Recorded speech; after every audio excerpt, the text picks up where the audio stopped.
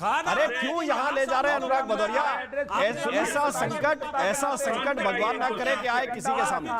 Okay, अनंत विजय respond कर रहे हैं। अनंत विजय जी, ओके। हाँ, मैं तो कह रहा हूँ, मैं तो पहले भी बोला, अब भी बोल रहा हूँ कि खाने की दिक्कत होगी तो मैं तो अनुराग भदौरिया के यहाँ चला जाऊंगा, मुझे दिक्कत नहीं है।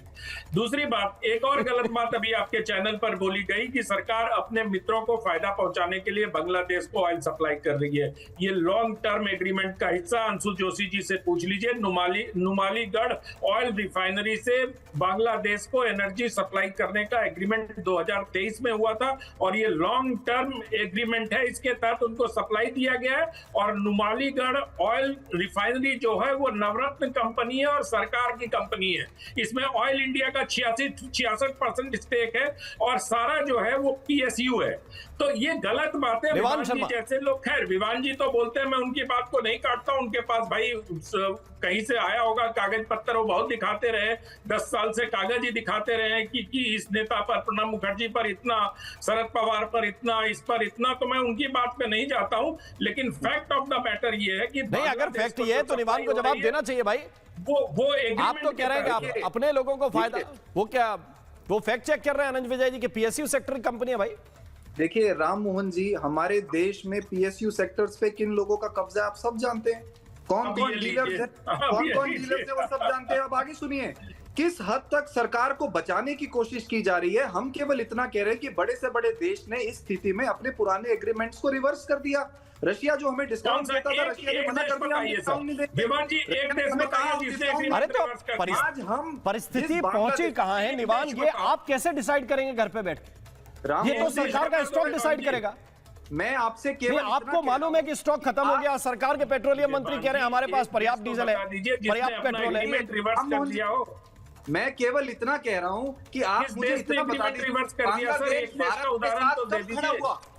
ये जनरलाइजेशन मत किया करिए सर। हुआ जो हम इस स्थिति में बांग्लादेश, दिल्ली की राजनीति नहीं है, ये जियोपॉलिटिक्स चल रहा है सर। दिल्ली में इस तरह के बयान चल जाएंगे, पाकिस्तान के साथ जियोपॉलिटिक्स में इस तरह के बयान नहीं चल पाएंगे।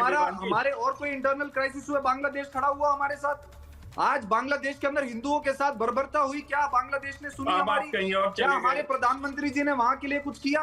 आज हम जब ऐसे क्राइसिस आ गए तो बांग्लादेश को तेल दे रहे हैं।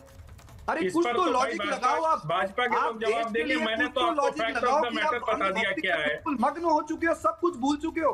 माननीय अनंत जी, कुछ तो लॉजिक लगाओ।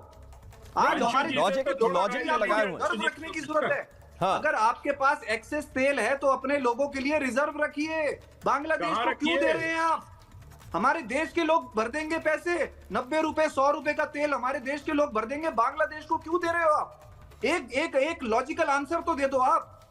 पूरी दुनिया में जो है एग्रीमेंट रिवर्स हो गए। आज रशिया में डिस्काउंट। ओके निवान, 1 सेकंड अनंत विजय जी, फाइनल कमेंट। हमारा एग्रीमेंट है और आपसे मैं पूछ रहा हूं कि कौन से देश ने अपने किसी इंटरनेशनल एग्रीमेंट को रिवर्स किया हो। एक देश का नाम आप बता दीजिए। आपके पास एक देश का नाम नहीं होगा।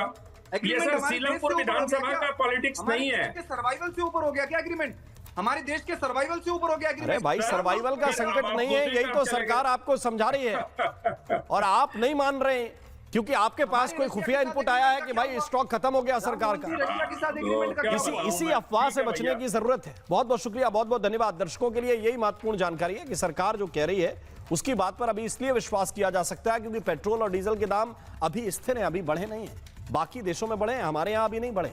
वो अगर अचानक 10-20 रुपए बढ़ जाए तो समझ लीजिए कि हाँ संकट बड़ा आने वाला है, लेकिन अगर स्थिर है तो इसका मतलब है कि व्यवस्थाएं अभी ठीक ठाक चल रही है। संकट वैश्विक है लेकिन डायरेक्ट उपभोक्ता पर, आम आदमी पर अभी इंपैक्ट नहीं है।